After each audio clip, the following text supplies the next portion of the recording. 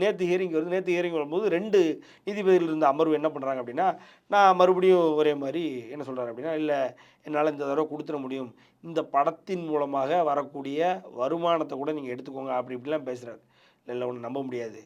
அதையே வந்து அதாவது அஃபிஷியல் அசைனி தரப்பு அந்த நான் சொன்னேன் இல்லைங்களா? அஃபிஷியல் அசைனி தரப்பினுடைய அ அந்த அ வக்கீல் என்ன சொல்றாருன்னா, "ஒண்ணு வேணா இந்த படத்தினுடைய கலெக்ஷன்ஸ் வேணா நாங்க எடுத்துக்கிறோம். அத வேணா ஓகேவா?" அப்படின்னு சொல்லி அவங்க தரப்புலயும் சொல்றாங்க. ஆனா நீதிபதி என்ன பண்றாருன்னா, கேஸோட ஹிஸ்டரிய பார்த்துட்டு, இவர் வந்து ஒரு ரிப்பீட்டட் அஃபெண்டரா இருக்காரு. ரிப்பீட்டட் டீஃபால்டரா இருக்காரு.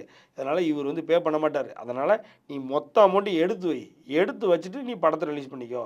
அதுல அவர் கன்செஷன் வேற குடுக்குறாரு. என்னன்னா, வட்டி நீ அவ்வளோ குடுக்க தேவையில்ல அப்படின்னு சொல்லி, வட்டியில வேணா அக்ரீட் பார்ட்டீஸ் 2 பேரும் அதாவது அவரு அர்ஜுன்லால் சுந்தர்தாஸ் வந்து கொஞ்சம் வட்டிய குறைச்சுக்கிறேன்னு அவர் சொல்றாரு அப்படின்னா, அத வேணா ஏதோ நீங்க அக்ரீட் பார்ட்டீஸ் 2 பேரும் டிஸ்கஸ் பண்ணிட்டு வட்டிய கொஞ்சம் குறைச்சுட்டு, அசல குடுத்தே ஆகணும். வட்டி 2 பேரும் ஏதோ ஒரு அக்ரி பண்ணி ஒரு அமௌண்ட் காமன் கிரவுண்ட்ஸ்க்கு வந்து, அதுல எவ்வளோ வருதோ அத குடுத்தா மட்டும் தான் படம் ரிலீஸ்ன்னு சொல்லி நேத்து வரைக்கும் சொல்ட்டாங்க.